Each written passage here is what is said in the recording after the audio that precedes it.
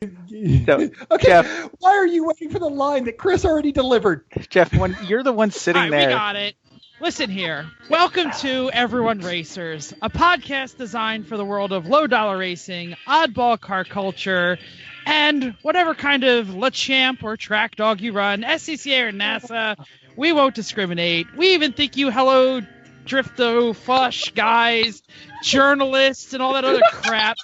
We like you all. As long as you built a car and drove it. Are you Join drunk? us each week for tech discussion, tips, tricks, news, and notes from the world of low buck racing. And if you can handle it, Chrissy will give you just the tip. I'll be your pit marshal. My name is Jeff. Everyone report to the paddock. This is Chris. This is Chrissy. I'm Jeff. I'm mental. And we are Everyone Racers. Thank you for coming back to listen to another awesome episode.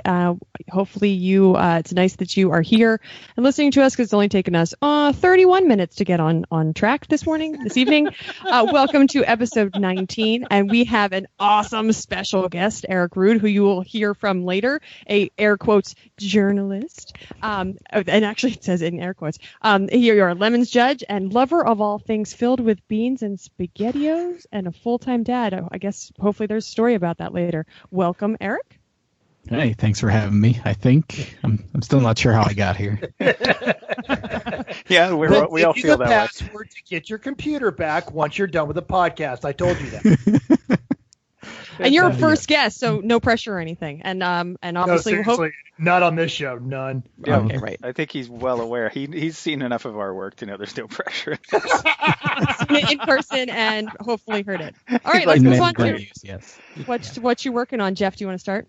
Sure, I'll start. I didn't do anything with an actual car this week, but I did clean my garage, which is a nice little thing. I should say I cleaned the opening third of my garage. So the snow blower is now inside the garage. You can actually get in and out of the magic trailer in case I want to do something with the race car. And yeah, that was it pretty much. The only other push everything to the other 2/3 of the garage. No. Did you like use the snow blower to just like push it and like squish it all to the back? It's honey, kind our of like Christmas decorations are all tinsel now. They're all I tinsel. actually did take down the Christmas lights. It's kind of like making a hospital bed while the patient is still in it, where you move all the stuff to one side and then you clean that side, and then you move all the stuff to the other side and then clean that side. That's kind of what I do. Then you lance a boil and it drains. It's fine. Exactly. So gross. Stop. So the other exciting thing is last night, the lovely and talented Jennifer, the wife, after watching This Is Us, went around and unplugged all of the kitchen appliances. Those who watch This Is Us know what's going on. But immediately a set of lights stopped working in my house, and I have been chasing a bad breaker or a ground fault. Literally, our dining room table light and our outside light don't work anymore, and I can't find any electricity or anything else that's bad. That was one of the things she unplugged. Yeah, I guess so. Clearly, you need to plug back in your coffee maker, toaster, and toaster oven and microwave. There's continuity through one of those. Yeah. That's great. Yeah. So, yeah, I literally was walking around all day today searching for a lost ground fault that might be somewhere hidden that popped. But nope, no luck. So that's what I'm working on. What else you got? Mental. Hey, Mental, you go next. So, yes, I after seeing ads for months, I finally broke down and bought that Steve McQueen Le Mans graphic novel that you keep seeing advertised, and it surprisingly came in 2 days. So thank you, Amazon. But I don't like what they're doing with the story because they're adding dimension to characters, and one of the things I love about Le Mans is they had to do all the acting with their eyes, but the artwork is incredible, totally worth it. And after a 5-day weekend for snow, I actually it's a little cold out. I can't do anything. I'm in Atlanta. I don't have a snowplow. Or a shovel, for that matter. Nope. Steve, the dishwashing fairy, doesn't own a shovel. Nope. How do you make tinsel in Atlanta then? Well done. Mm-hmm. Yes, excellent. So I've been working on actually getting projects done. In fact, I finally posted a picture on the E1R Facebook page of the mailbox that you guys were all making fun of me about. But the mailbox is done, and then I've been working on a set of school lockers that Vicky got a couple of years ago, and so I'm making space in my garage for more projects in my garage. Nice. Yeah. All right. Chris, you're next. I've put a new wheel bearing hub assembly in Suburban in the left front to fix the ABS issue, because after I replaced the wire that had gotten worn through with a new sensor, that didn't work. And then taking it apart and scrubbing it and sanding it down and all that fun stuff, that still didn't work. So Timken, the solution. Yes, Mental. Am I the only one who has not had any problems with my Chevy tow pig? Because Jeff was wrestling with the Avalanche. Ours is minimal. Yeah. Okay. All I had was this stupid ABS thing. That's only because the wire wore through, and then the new sensor wasn't quite right. So put the new one on. Thing worked great. No problem. ABS works. Have a nice new wheel bearing. All is well. I know, Jeff, you don't have these kind of problems. No. I was going to ask, don't you have something wrong with your starter? No. Or we thought it was fuel pump. There was a piece of dirt stuck in the check valve in the fuel pump for a while, so it would take a little more cranking, but that worked itself through. So I just didn't want you to go with I've only had brake problems. Oh no, it's been minimal problems. It's been pretty good. So then I put a new motor mount on the Mazda to replace the rock hard race one that was in there, because Chrissy drives to work a lot and it's loud. So that's done. Had the rear wheels balanced on the Mercedes, so that's now smooth above 85 again. Which will be lovely. Mine. No, it's not. It's ours. It's mine. lovely. The car spends a lot of time above mine. 85, so it needs that. Continued kitchen work. Got a vent pipe in for the stove hood. Got the ice maker line in, so we actually have a working water and ice through the door of the fridge for the first time ever. And I ordered $3,500. If you ever have their fridge is bigger than their Honda. It's amazing. I'm so jealous of that fridge. I think it weighs the same. It's almost. It's a Sub-Zero. It's ridiculous. The doors thud like the rolls did. Yeah. Yeah. Chrissy, what are you doing? Chris was working on cars. I didn't do much car work. I was prepping for the football games on Saturday, which was awesome. So we had New England food for the appetizers and then Philly food for dinner. And obviously it helped. So, yes, go ahead, Mental. Well, I was going to say, because this is a good time to talk about to our listeners that we'll be broadcasting live from Barber. And on Sunday, I talked to my local pizza joint. So they're putting on something. They don't know what. Might be a pig roast, but there's a party at the local pizza joint for the Super Bowl. So that's where we'll be all watching the game. Hopefully we'll make it back there in time. Good. Yeah, I was wondering if timing's going to work. So go Eagles. Because Pats. Obviously go Eagles. Go so Pats. There's that. And then obviously it's all Girl Scout cookies all the time. So we sold a whole bunch of cookies this weekend, and sale goes on for a while. So we were all prepping and doing all that stuff. Do you have the s'mores? Yeah, I'm bringing them with me this weekend. Oh. Nice. Tag-alongs. I need some tag-alongs. No, I'm bringing them with this weekend too. Hey, you know what we have? Tag-alongs here. We have another person. Eric, what are you working on? He's the fifth wheel. Yeah. I love that his mic is super resonant. It's so deep. He sounds like Batman. Go, Eric. What you working on? Chrissy, no, Mental. Eric, you will shut up. Mental, let him talk. It's okay. It's cool. I'm just your guest. That's all. Water. Hold up your cans. Oh no, his is fancier than mine.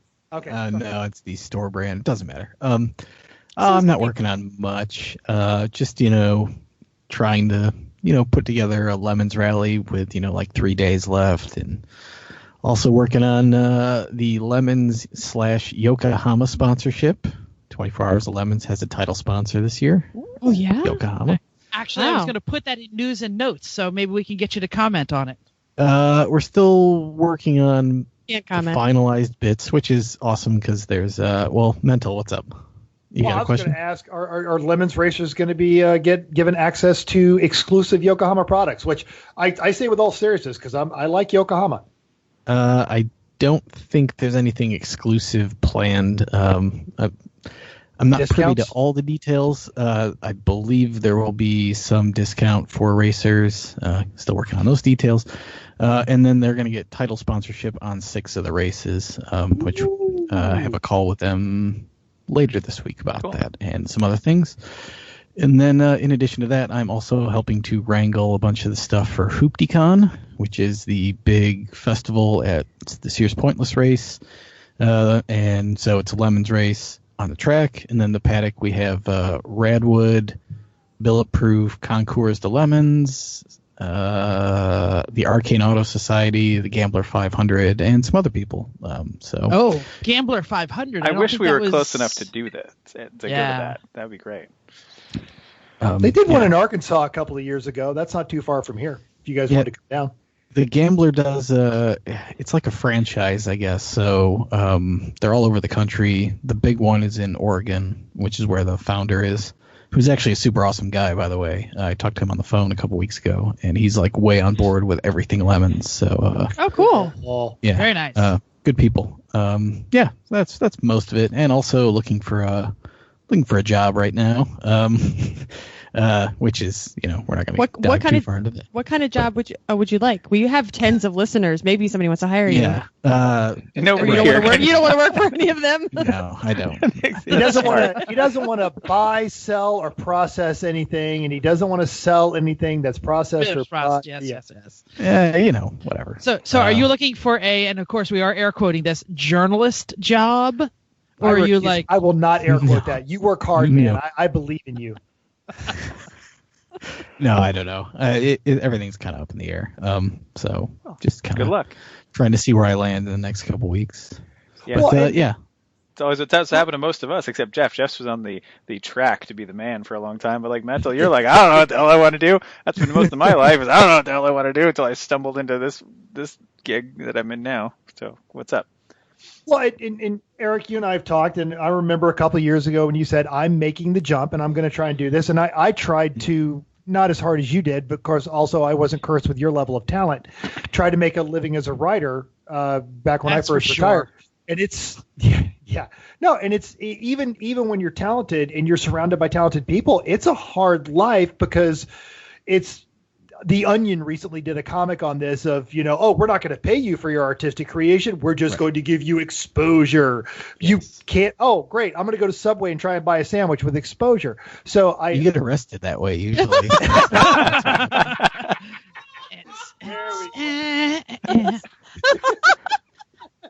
Please don't Google my name and police blotter. So that's why I don't want to use the word air quotes, because I know how hard I was hustling to not do very well, and so I can only imagine how hard you're hustling. So, air quotes journalist. No, dude, you're a writer, and that's how you're paying the bills right now. So good on you for that. And it's a sad state of affairs when people who control the purse strings aren't writers and they don't understand what you guys are creating. So, dude, good on you. Hey, you certainly can go on and on and on and on and on. I thought that would be good for a writer. All right. Hey, news and notes. News and notes time. We didn't actually officially introduce our guest, but we will get there. Let's go to news and notes. I think I put in is there only there's two here? Things. There's no, three, four. There's all kinds of stuff. Oh, no, I see the best. Yeah. So I'll start it. I'll start it right as we were finishing recording last week. It was announced that Englishtown, the new famous New Jersey drag strip, was closing their drag strip. Kind of a bizarre thing to happen. They do a lot of stuff there. There's a dirt motocross track. There's a world's worst road course. Terrible road course. It's about the size of my backyard. I'm not sure. We've been there with extreme experience. You said it was terrifying. Because hashtag they should sponsor us. It was terrifying because it was so tight. Well, there were spots where the cars were essentially pointing at each other with nothing in between them. Not like 6 feet of very, very bad grass. Now, and I know that the motocross track was pretty cool. And the thing is that's a good drag strip. It's a terrible road course that they're leaving open, but they're closing a really good drag strip. And it was like well visited and popular, and in the local community really supported it. That's what Englishtown had going for it. And it's in the middle of nowhere. Yeah, famous for the NHRA Summer Nationals. I mean, it was a major NHRA stop forever. I heard some It automakers was on the schedule this year. Yeah, I heard it was on the schedule. I didn't know that. Yeah, someone was paying them to park a bunch of cars there apparently. And it was like Carmack. Oh no, it was Copart. Okay. Copart has basically leased the track on a long-term lease to park all of the totally crashed vehicles that we buy to get LS donors. That's what finally killed Texas World Speedway. It was Volkswagen paid them to house all their crap. Yeah. All right, well, enough of Bad that. News. More good crash things. Tesla driver hits a fire truck at 65. What's that about? Oh, yeah, really? yeah. So I post this on the Facebook. I saw it's a Drive article.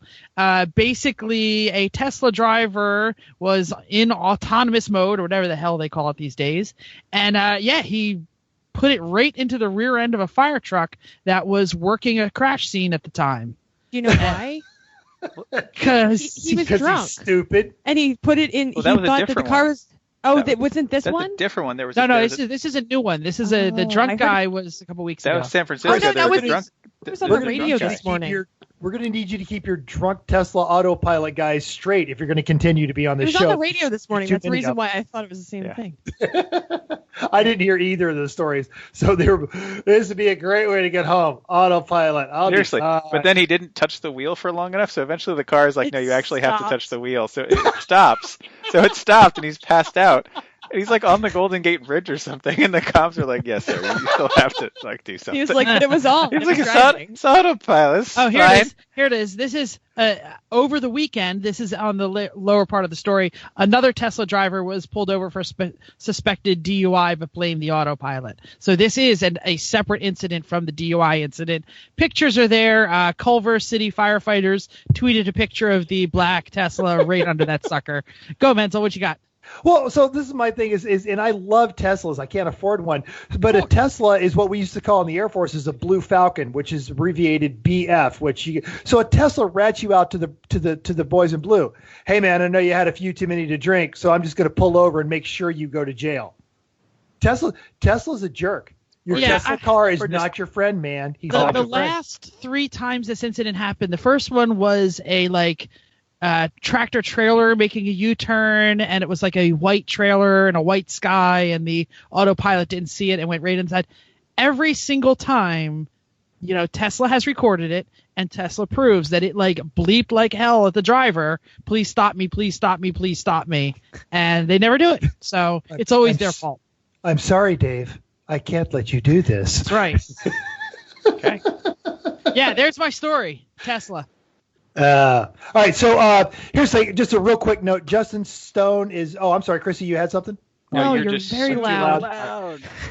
Justin Stone is back as a race steward with AER, and that's news. He was with the program with them earlier, and he made a nice big post on the AER webpage. And what I like about it is he basically came straight out and said, "Hey, I was gone for a while because I'm working through depression issues." And I'm just shout out to Justin Stone. Everybody likes him, and he was just perfectly honest. And you want to talk about depression or how I got here or what I'm doing to try and fix it, catch up to me and we'll talk about it. So bravo, Justin. Good guy. Welcome back to AER. Look forward to working with you this He's year. a local guy. Is he? He used to race lemons. Yeah, with Schumacher. Yeah, great guy. Just a great guy. Absolutely. And brave. So props to you, Justin. Yep. Awesome. Okay. So I saw a Jalopnik article that said Peugeot and Citroën are coming back to the United States. Oh, Right? I'm So very and they're- excited about this news. Hey, Jeff, how's the Citroen Sorry, paperwork coming? magnifique. how is the Citroën paperwork? It's exactly where it was. Oh, come on. Dumb Renee. Sitting on his outbound mail Anyway, file. so they're it better not be. No. They're putting their headquarters in Atlanta. Oh. So I started looking through all the cars and I was like, oh, okay, they're all a bunch of SUVs. They have the Citroën C4 Cactus. That sounds fun. But really, I'm bringing this up because that means that Georgians now need to learn how to say Citroën. That's why. Nope. We ain't doing Jeff, we Jeff, ain't why don't you doing tell Citroën. us? Jeff, tell us the wrong way to say it. Go ahead. Citroën. No, Get Mental closer. says it wrong every time. Well, so does everyone in the Say- U.S. that doesn't speak French. Wait. Let's check with the journalist. Eric, pronunciation of Citroën. Coward. Close. I don't know. I'm from the Midwest. That sounds about right. Say, Excellent. It's gonna be Citron. That's how you say it. So it's Take not Trump. Southerners, Citron. Citroen. All right, that's all I know. All right. Citroën. Listener Right. feedback. Mental, the guy that bought your Porsche had some listener feedback for us, right? So last week, if you guys were listening, we're talking about the poor guy that came down and got my Porsche. It was just one little problem after another. It all mounted up, and Jeff made the clear observation. Hey, did he lock his keys in his truck while I was loading a trailer? Reference to what I did in front of your house. And no. So after he listened to that episode, he went up to Hallett to pick up his spec racer because he'd sold that. He's got a 996 turbo track car. And while he was doing that, he locked his keys in his car. So he said, quote, I locked my keys in my truck while it was running for probably the first time in my life. After listening to the show yesterday, I'm still trying to determine if Chrissy had a premonition or actually caused it to happen. Either way, it's a little spooky. And I just want to point out that it wasn't Chrissy. It was Jeff, which goes back to our motto in the Three Pedal Mafia is it's Jeff's fault. It's always my fault. I know my voice is high, but this is Jeff. This is Chrissy. Yes, This is Chrissy. This is Jeff. F1 racers. This That's is right. Chrissy. Anyway, should we get to the main topic, Let's do everybody? All you, Jeff. All right, so here it is. This is Crapcan Rally Part 2, another French word for you Southerners. That means two. Two. Last week we covered the history of Crapcan rallying. We talked about the Babe Rally. We talked about our inclusion. We talked about how everything had kind of blossomed and then failed. I shouldn't say failed, then pulled out because it got redundant. It was the same thing again and again and again. It failed. And reason we started that is because the, I guess, spiritual successor of the Crap Rally from the same folks who brought you the 24 Hours of Lemons next week are beginning the retreat from Moscow. This is the, checking my facts here, third Lemons Rally? Is that correct? Well, Fourth? Because this is the second retreat from Moscow. Oh, that's and what they I was also thinking did of, the other one. But did they do that once or twice out west? I don't even Twice. know. So Twice. the first one was in 2016 in the went through Death Valley. That's right. All right. So we brought with us Lemons judge, roadkill contributor, and all-around awesome guy Eric Rood to tell us about the 24 Hours of Lemons rally because we have never done that, and we kind of basically threw him out here without a full introduction. So Eric, anything you want to tell us about yourself before we get to the actual rally discussion? No. Now, if you don't know who he is, Google him. Yeah. So, Well, Mental, go ahead. Mental wants to interrupt, right? What is Eric? Yeah, just yeah. gonna start talking, but nope. Mental's like, I gotta talk first. Yeah. Eric, pimp your podcast because it's a great podcast. So I also do a podcast with Bradley Brownell, a friend of the show, and Steph Schrader, friend of Three Pedal Mafia. It's called the DFL Show, and we talk about racing without getting too serious about it, hence the DFL Show. We're not super competitive people, so it's all kind of fun and in jest and not taking racing too seriously, which is, kind of in parallel with this show. Yeah. We're so serious. Yeah, you guys are super, super serious. Hey, and a good time to tune in because I guess you guys are going to be talking about the 24 Hours of Daytona and all those other, basically all the major series are starting up right about now. Yep. Yeah. In fact, Steph's down there right now.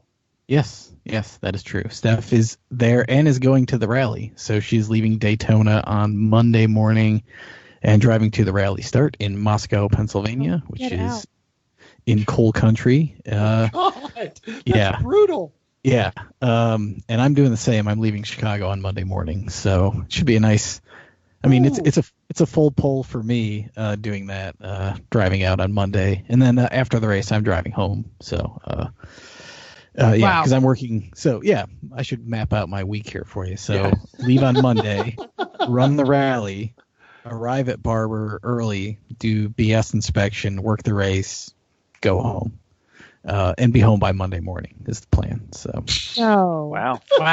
And you're some sort of function with the rally. You head Correct. Organizer?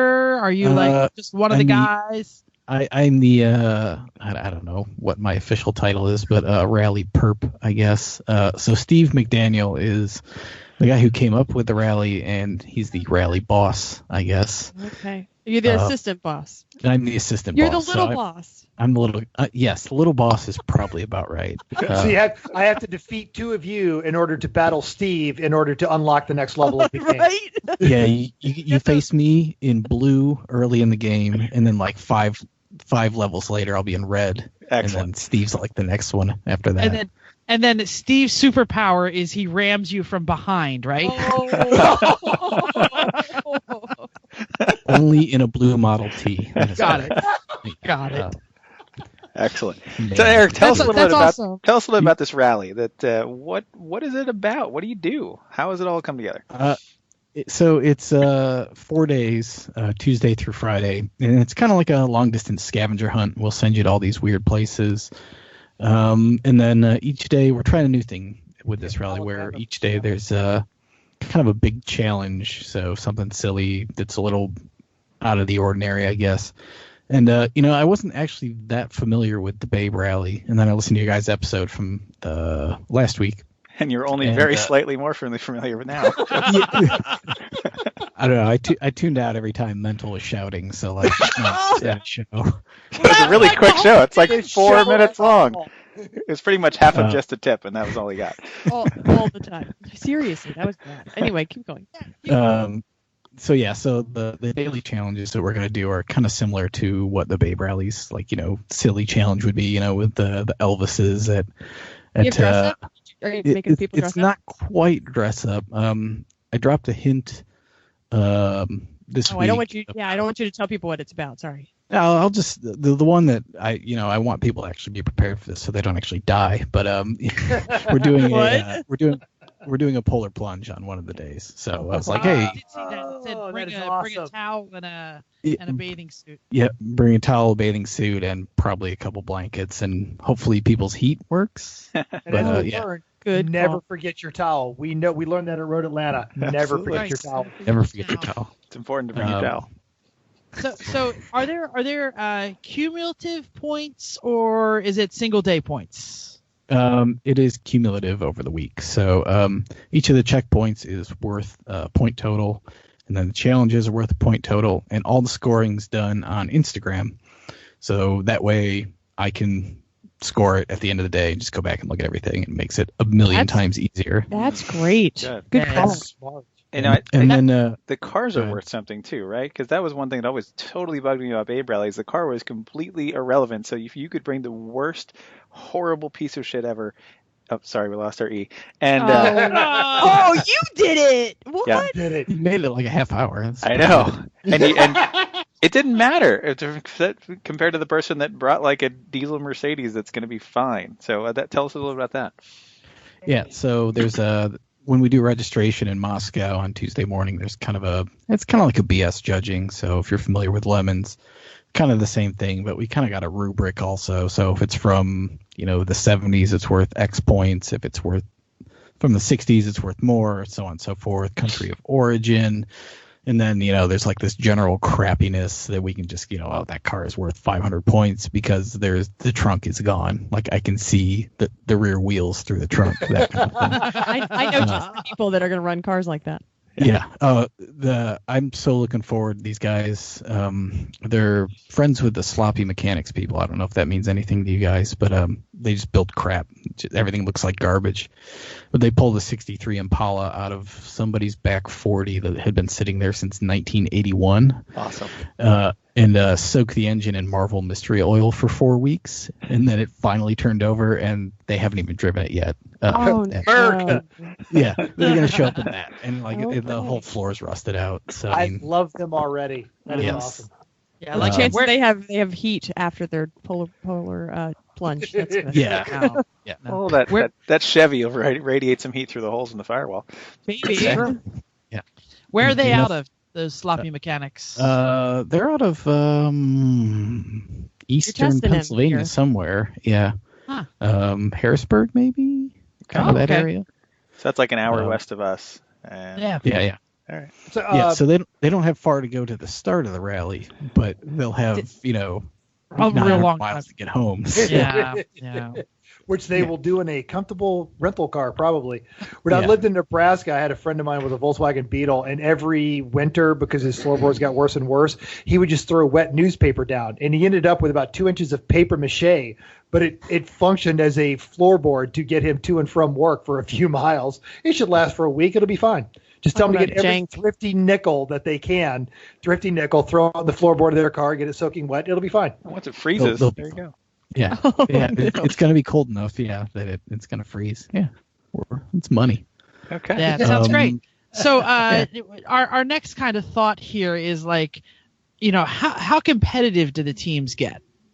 Like, are the people really working on? Because that was one of the things with the Babe Rally is half the teams would actually care about the points. The other half wouldn't. They'd just kind of be like, oh, yeah, we didn't even try the challenge today. They just want to get to the hotel sooner to start drinking. Yeah. Then you might as well just stay at a hotel and drink. There is that, yeah.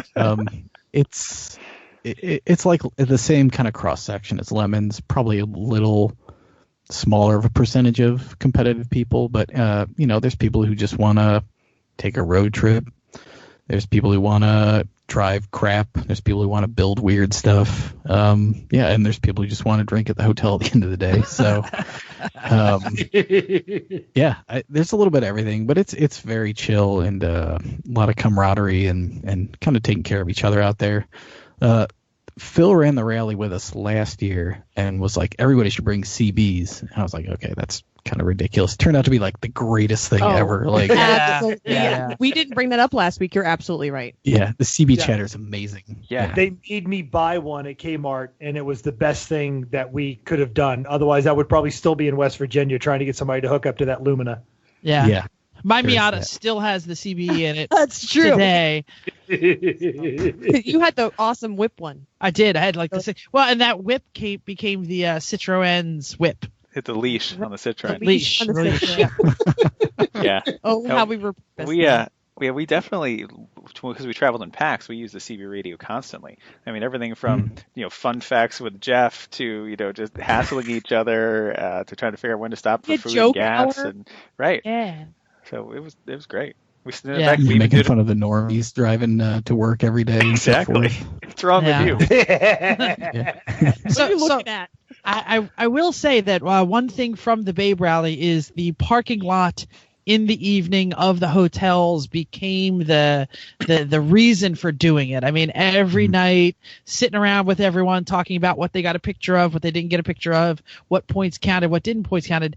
And one of the weaknesses was we couldn't see each other's stuff.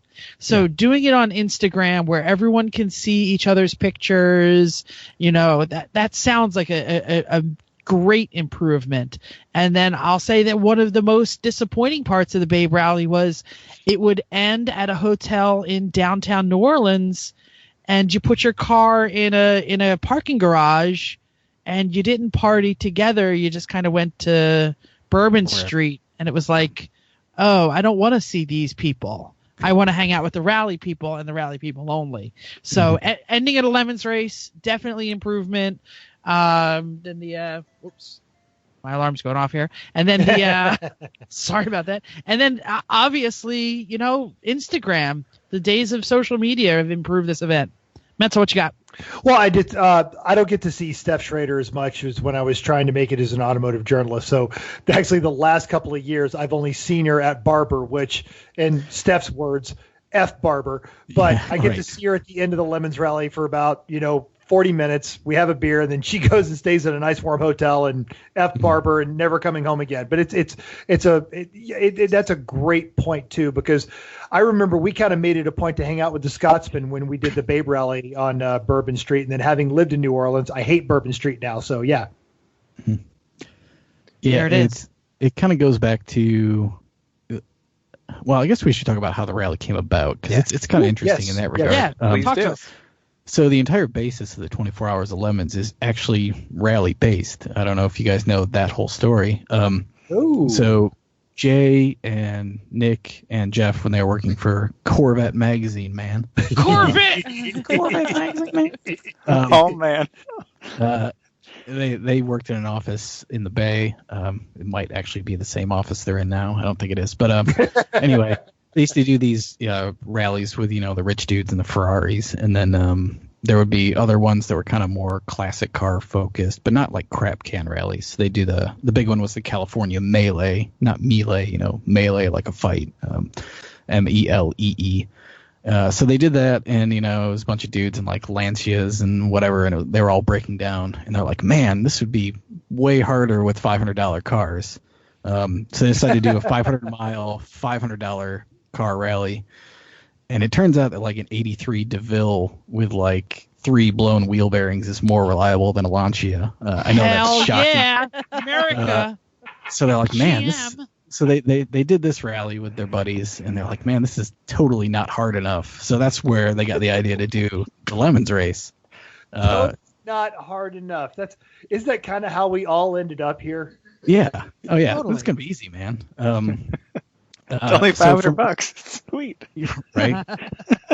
So I thought you were, for a second that you were talking about the podcast. Exactly. Well, that too. You name it, Chrissy. I'm talking about it. That is how we all ended up here. I know. Yeah. Hey, why did you not get a regular refrigerator? It's not hard enough. I want one the size of my Suburban. And how hard can it my be? Kitchen. Why do you not have a 1500 tow pig? Not hard enough. I need quadristeer. Okay, so didn't mean to interrupt. Sorry. Sorry.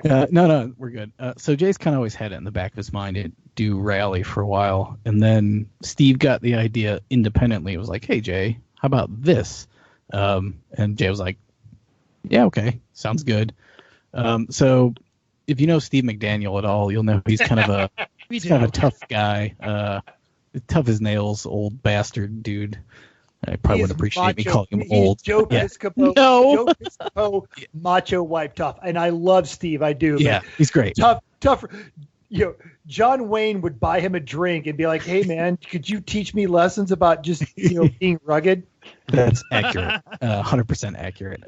He does a really good job of scaring newbies. Yes. That's why we feed him breakfast all the time. Like when he's judging, we just kind of slide a plate of scrap-on eggs next to him, and he's like, "Thank you." I tried to do the same thing to Eric at the Atlanta race, and he put his head down and ran away. I was way hungover. Way hungover. I went to the Claremont Lounge with Johan Samantha. That was a mistake. Always both And you said it took you awesome like 2 and a hours to eat mistake. half That a was banana. just a great terrible idea because he shows up once a year and every time he walks in, all the girls throw out and go, Johan, GDO man. Only good can come from this, and no good can come from this. And no good. Yeah. Yes. Where was I? I don't even remember where I was. Steve's creating the rally with Jay. Steve. Yeah. All right. So Steve made the first couple rallies like super like grueling, hard, and difficult, which was awesome. Like people Kill your own grizzly bear. Yeah, exactly. And then carry it with you. put it all on the race. in Death Valley to cook it. Yeah. So we've kind of scaled it back a little bit to allow a little more of the drinking in the parking lot time. So there'll be a little more social time on these because that's why people do lemons is the social bit really. So we're working on more of that stuff and trying not to get kicked out of hotel parking lots. So. Usually unsuccessfully. Yeah. Chris and Chrissy actually did one lap, and it was a similar situation where there wasn't enough time in the parking lots, right? There's no time because no every time. day No time at all. You're going the whole time. You're going 600 miles between places. And fortunately, in our Mercedes, it was like, well, that's okay. I feel comfortable and refreshed when I arrive because my ventilated seats have been on. But we might have passed people on the road. We Right. didn't get in until 2 a.m. And then we needed to be at the racetrack at 6. So right, like our friends Tom and Eric who did it at 9:14 with Kirkies with Oh, God. we're serious. Like that's what they did. It was not. Nothing can go wrong with this. Right. Well, We never saw anybody on one lap till the end. Yeah. We partied with people the very last day, but we never saw anybody before then. It's hard to remember, like part of that is trading the stories, like, oh, you saw this, I saw that, but like if you don't meet up with the people until the very end, like you don't remember what happened early in the week. So you're totally missing out on that. So, the socialness in the parking lot is absolutely key to a good crap can rally experience. We definitely know that because everyone's without a mentally doubt. ill, so it's always a fun conversation. Yeah. So, Eric, any interesting roads? Are you guys going to do Tail of the Dragon, Ass of the Antelope, anything else out there? Yeah, we're doing Tail of the Dragon is day 3. That's another one of our challenges, I guess. Can probably leak that also. So Steve talked to the guy who runs Deals Gap, and they're kind of opening the parking lot. So we're going to kind of have a impromptu car show / gathering. That is awesome. Up at the top of the Tail of the Dragon with a bunch of hoopties. So cool. Concourse de Lemons at the Dragon. Very cool. I believe that's where your van just died, right? Halfway down. Mental, halfway down. Okay. Yeah. And then I put it in neutral. It coast to the bottom, and then the team with the built-in keg on their Chrysler minivan stopped by, and then it turned into a party. It was great. Yeah. Checks out. We stayed there for a long time. we stayed there. We could have probably fixed it in 20 minutes, but there was beer, so Yeah, excellent. It's totally empty there during the week, which is super awesome. Also, Yes. So especially in February. Yeah, we were there. even more. Yeah. We were there in the summer, and we'd always get stuck behind Harley dressers going 15 miles an hour around the corner, almost scraping their saddlebags. And then the RV coming the other direction. That was always a little bit of a butt pucker moment. They're being run down by a Chevy Lumina covered in chalkboard paint, written with sarcastic phrases. "Let's go, pick it up there, Harley boy." And it had a lot of dicks on it. I was going to say, how much smoke was coming out of the back at that point? At this point, none, because the engine had already died. So. Oh, good, you were coasting. It was a hybrid. Oh. So Eric, what's something that surprised you after doing the rally? Like, what's something that wasn't the way you thought it was going to be, and how it turned out? I think it's the same notion of when you finish a Lemons race. Like, you get to the end, and you've pretty much been miserable for 3 whole days. And then you get to the end, and you're like, damn, that was a lot of fun. And you don't know why. It's like a Stockholm Syndrome kind of thing. Yeah. This goes back to my safari story. Yeah, the rhino knocks over your car, and the monkey eats your lunch. Did you have a good time or not? Yeah. Go, Matt. Well, I've formulated this theory after almost 25 years in the military. The farther you get away from something painful, and I think it's probably some sort of psychological theory that you only tend to remember the really funny stuff. You talk about anyone that's been in the military, you ask them, hey, what was basic training like? And they'll tell you a story about somebody that did something really stupid. Or, as a flyer in the Air Force, we had to go to survival school. And I've got a tattoo on my right or my left shoulder that says honor. And I remember I got pulled out of my little cubicle one time and being interviewed by one of their interrogators. He said, and he's doing a Russian accent, and he says, on her. What does that mean? Without thinking, I said, go ask your mother. And got the crap kicked out of me. And I remember being put back into my cage, and I'm laughing to myself. I can't believe I said that. And it's the same concept as we put ourselves to these horrible, I was in the UN in Africa in 6 months, and I just remember all the funny stories. And if we talk about the Babe Rally, we just remember the funny stories, not the absolute immense frustration and how close I was to dousing this van in gasoline and lighting it on fire. And for us, those are funny stories of watching Mental almost lose his S at this van. I don't think I ever had like a breakdown frustration moment at the Babe Rally. Yeah, you did. Connie? Connie. When you Connie, put, oh my God. When you I was like, what? After how did I forget that? After the Connie, epic the journey thing. of Connie, it was here's what it was. After it was 3:00 in the morning, we're coming to the motel late. Connie wouldn't make it up the hill. We had to push it up with the Oldsmobile. And you get to the top, you get in this parking spot, you go to put it in park, and the gear shift snaps off in your hand. And then that's Jim exactly falls when you were asleep about to lose it. on the bench, wrapped in a piece of cardboard. And then Yes. that's when everybody was messing with the points. So everybody was touching them, and they were zapping themselves to see which point worked and which one didn't. All in that one stop. That was earlier in the night. It was finally that was a different stop. finally at the sorry. hotel when the gear shift just snapped off in Jeff's hand. That Jeff, I've never seen you more forlorn in my whole life. I think I literally went, I'm not doing it anymore. We're gonna buy a minivan. We're gonna rent. I'm not getting this car home. And I can't remember if it was you or Jim Thwaite that said, Jeff, we're not gonna quit on this one. We can make this happen. And they kind of took the part from me, and they said, go get a couple hours of sleep. It'll be okay in the morning. Oh God. Anyway, yes, you're absolutely right. The one and only crap can rally I did with my wife, and for some reason she's still married to me. And I remember when we were driving home in another crap can that we bought because our first crap can died, and I killed that one on the drive home.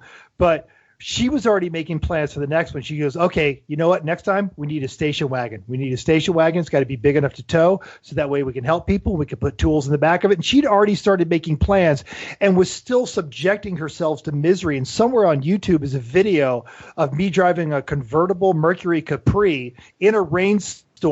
We couldn't put the top up because the tires that I had taken from the fail van were on the back of strapped down to the back trunk lid. So she's got a plastic tarp over her head, and I'm just literally taking rain face on as we continue driving. And she's like, yeah, station wagon. We should totally do this again next year. The station wagon. It'll be great.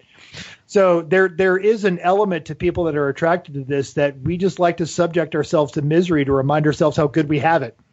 And there is an element here that is very different from a Lemons race, and I'll explain it in a story if we have a moment. Oh, thanks for circling back to the topic, Jeff. This is great. Yeah, you're welcome.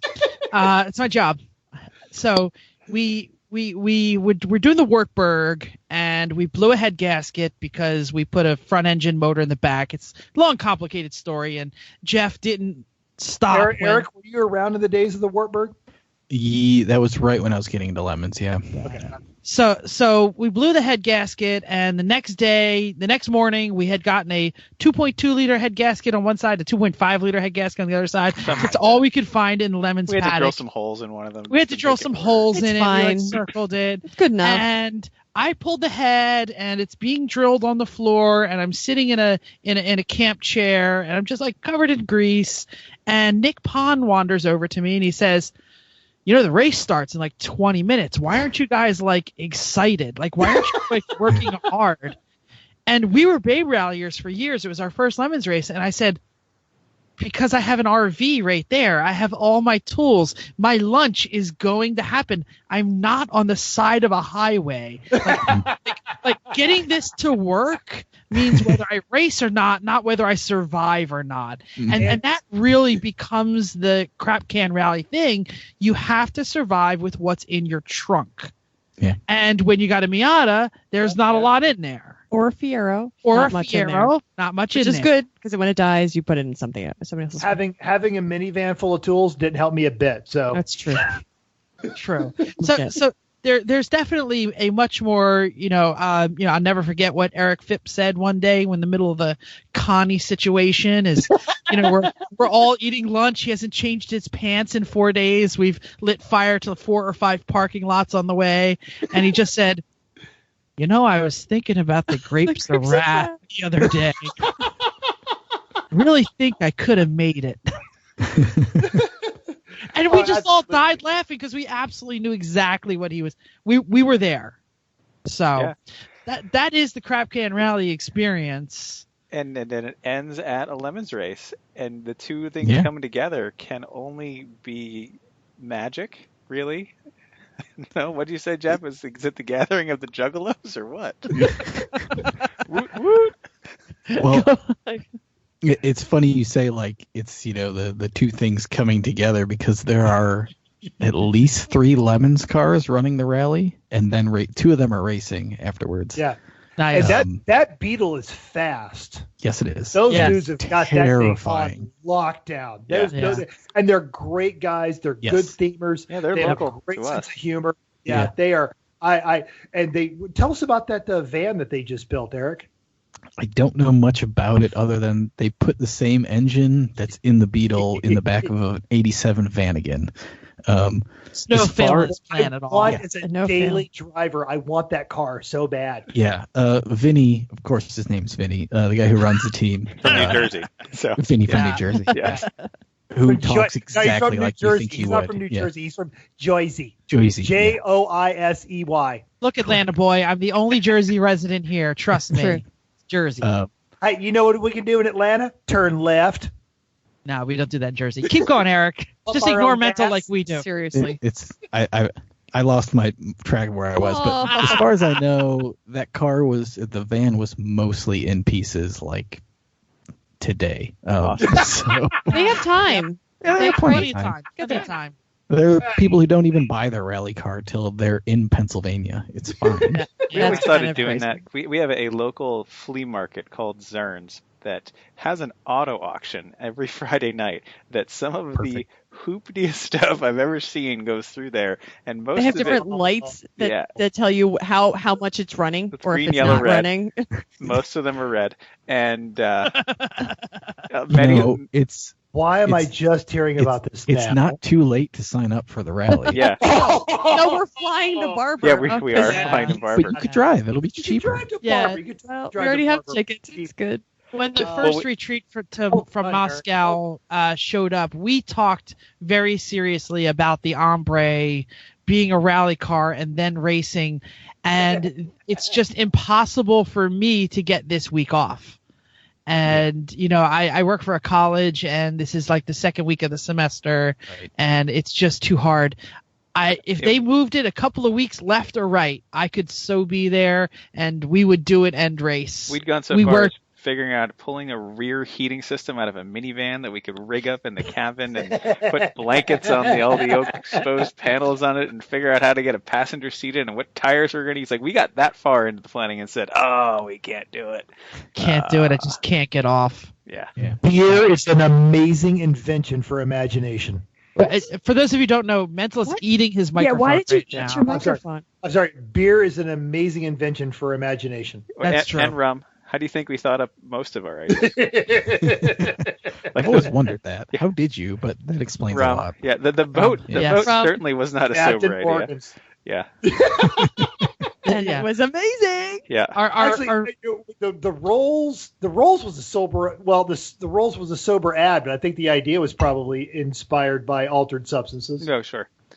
Believe Well, it. but Yeah. that's the fun part. So, I think that's about it for this one. We're at I was going to 51 say, does minutes. anyone have anything else to add before we move on from crap can rallies? More juggalos, definitely. More More juggalos. juggalos. We Yeah. definitely So- need more juggalos. Whoop, whoop. See, here you guys say that having never lived in the Midwest. No, No, dude. I although grew up in Juggalo Central. Oh. man. the God. We got juggalos in Jersey, just so you know. You've got No, a you- handful you of them, think but you you don't do. have them in You packs think like you you do. have in the Yeah. Midwest. There is no. I didn't There know are what counties juggalos full of were juggalos. until Lemons, and so now I do. And then I was at the dry cleaner, like near my work, because I had to go to the dry cleaner for something. And the woman at the dry cleaner had a Hatchet Man tattoo on her arm, like just barely poking out. And I just said, "Yeah!" I was so excited, but I had no one to tell because no one knows. She was a Rubenesque woman, wasn't she? Of course. Okay, Eric, what do you got? There might be a slight Juggalo tangent. Are we okay with this? Oh yeah. Yeah, go we're for it. okay. Okay, we're Totally. totally okay with All that. right. So Wait, let me No, get my wait. Aussie friends are gonna laugh their this is arses. great. It's Lemons related too. So until Lemons had come and raced at Nelson Ledges, Nick and Phil had never heard of Juggalos. Like they literally never heard of them. So if you know about the history of the gathering, it used to be held down the street from Nelson Ledges Road Course. Yeah, it was right there. At Nelson Ledges Rock Quarry or something. So like they showed up and like they started hearing about Juggalos, or I don't know the ins and outs of it, but they're like, Should we have like a super quick thing about what a juggalo is? No, if you Yeah, don't know, Google it. you Google Okay. it later. Absolutely not. just Google it. Yeah. Okay, sorry. Go So ahead. keep going. Yeah. But basically like the race at Nelson Ledges, which slight tangent on the tangent. If you're ever around Phil and there's beer involved, get him wound up about Nelson Ledges. You will Doesn't not take regret much. the stories that come out of it. That's where we picked up the Wartburg, so we got to see it. And Yes. Oh my God. Oh my God. I'm sorry that you were there. But yeah, so the whole genesis of the Lemons and Juggalos thing came from the drug bridge at Nelson Ledges and Nelson Ledges in general. Got Excellent. it.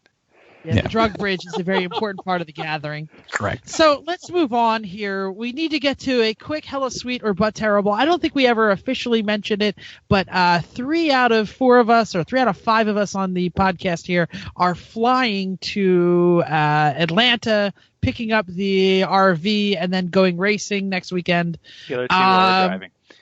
Yeah. So this came up because I have never flown to race. What do I do with my helmet? Check it or carry it on? Wear it. Carry Check on. wear it. Wear it. That gets old here's the quick.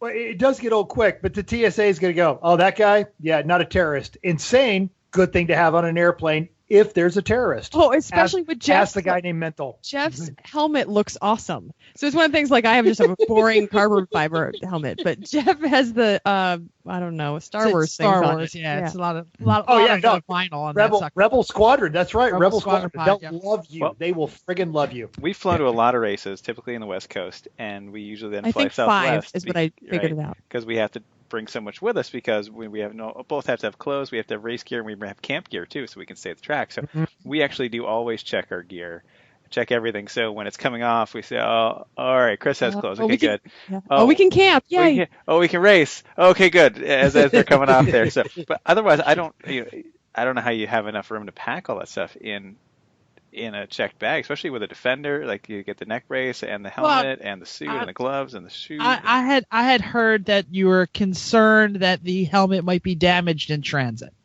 so that's why you carry it instead. You check everything else.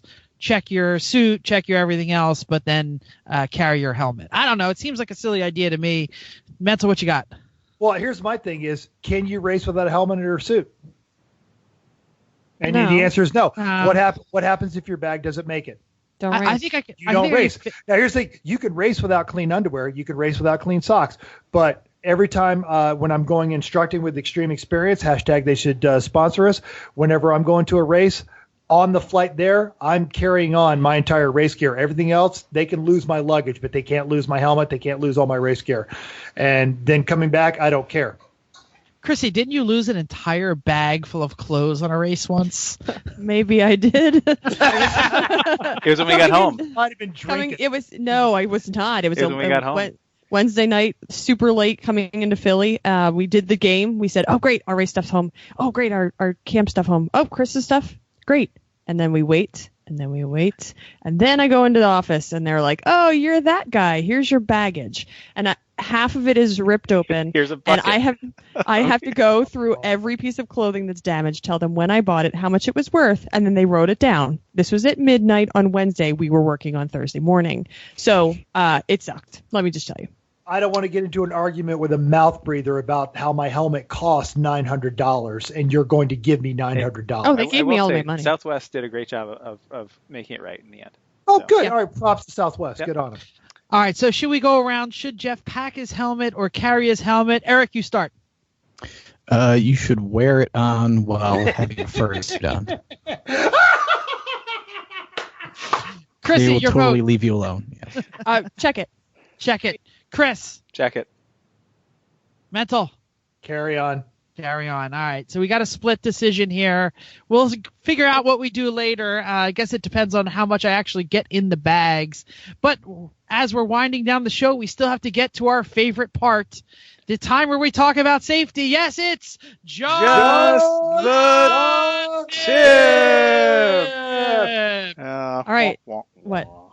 What? So we're talking about flares and triangles today. Warning: flares and triangles, because it's pants, flares and triangles. Flares and yes, flare, bell bottom kind of things. Whatever. This is how we want to show how you can ensure others see that you are broken down in your hoopty. So if you're driving a car and not a commercial vehicle, carrying hazardous materials, explosives, or a vehicle that uses compressed gas, you don't actually need to carry warning triangles or flares. If you already drive a truck, you already know that you need flares and triangles and where you're supposed to put them. But if you're going on this rally, it seemed like maybe it's a good idea. I don't know, Eric, is this anything that anybody suggests if you're going on a rally? Is this in the paperwork somewhere? No. There's some liability involved in us telling people what to do, so we just let people do whatever. One lap mandates that we have. Oh, hi. I'm sorry. I'm sorry. This is my section. Thank you. So if you're going on the rally, maybe you should carry some flares or triangles. Since you are likely to be driving at night, you may be in some not well areas, and then you might be able to people might need to identify that you're there, especially if you are on the side, but hopefully not on the road. That might be helpful. So if something happens, put your flashers on, be careful when you're getting out of your vehicle, and then if you're going to put your flares or triangles out, it doesn't really matter, but ideally I think there's 2 that needs to be behind you. If you want to go by the FMCSA, it's 40 paces and then 100 paces, and then another one in front of you. But it's really just put them somewhere so somebody can see you. And what Chris was going to say, and this is actually my segment, we had to get triangles or flares when we did one lap of America, and we fortunately didn't need to use them, but they're handy, they're small, put them under a floorboard, put them somewhere, shove them somewhere, and then hope that you don't have to use them, but it's handy to have them. I don't care who talks, go. I'll go real quick. I'm going to put in a vote for triangle in your hoopty because you're going to run out of flares. Flares work once. Triangle, fold it up, stick it back in. I was given a triangle for my birthday once. I was like, what the hell am I going to use this for? I threw it in the Babe Rally car, and that triangle was so useful. Bring a triangle.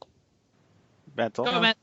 Well, and it's when I lived in Europe and also as a school bus driver, they were mandated. So living in Europe, you had to have a safety triangle in order to pass inspection. As a school bus driver, it's part of my pre-road trip inspection. Got to have a safety triangle. And if you're a junkyard dog, most of the people listen to this podcast, you can find them in a car and they'll sell them to you for $1, and you can never have too many. And worst case, you put a bunch of decorations out to advertise that you drive a hoopty. Best case, you get to go to your next event alive. I'm going to put in a vote for the flares for Crap Can Rally, because then when you're broken down to the side of the road and hate your car, you can set it on fire. And especially if it's leaking fuel, right. That's just going to, kind of add on to things, and it might end your rally quick. Or you can use it for warmth when you're broken down in the middle of nowhere. Huddle your hands over it. Warmth. It's very nice. Ow, ow, ow, ow, yeah. Yes. Too hot, too cold. Too hot, too cold. Don't eat them. Don't eat flares. Is there anything else for the good of the order before I hit the theme song and read the last credits? We better stop. Eric, for being... Yes, thanks to our special guest, Eric Rood. Hey, and Eric, listen to Eric on the DFL podcast. Follow Eric on his Instagram. Follow the 24 Hours of Lemons Rally on Instagram and Twitter. At Lemons Rally, yep. At Lemons Rally. And I do. I follow all that stuff. I love it. And this is the week to follow them because it is going to be epic. And Eric, it's going to be amazing. Yeah. Eric, am I missing anything else that you need to pimp? Who else do you write for besides the publications that we listed? It's pretty much Lemons at the moment. You can make sure you follow at Lemons Rally on Instagram, and you can also follow hashtags now. So you can follow the hashtag Lemons Rally and the hashtag Retreat from Moscow, which is the name of the rally. So it's happening. I'm going to do that right now. Mm-hmm. And Eric, what bribes would you like for the Lemons competitors to bring for you at Harvard? You know what? I'm driving to and from this race, so booze is totally acceptable and in play. Okay. Awesome. Any particular flavor? We'll bring you the coffee every Zima. morning. You. Lots of Zima. Okay, I tell you, good. Mental's coffee in the morning in an actual proper coffee mug is the best thing at a racetrack. Unless you went out with GDO him. Oh, God, yes. Exactly. All right. Yeah. Okay. Thanks for having me, guys. Good booze. All Eric, right. thanks for being here. Eric, We thanks for appreciate coming. it. Thank you, Eric. Let's put this puppy to bed. Thank you for downloading us. We hope you enjoyed this week's edition of Everyone Racers. We also hope you join us in the world of driving, racing, rallying, and building, because everyone can be a racer, even you. If you enjoyed this podcast, please subscribe with your button on iTunes or wherever you get your podcasts.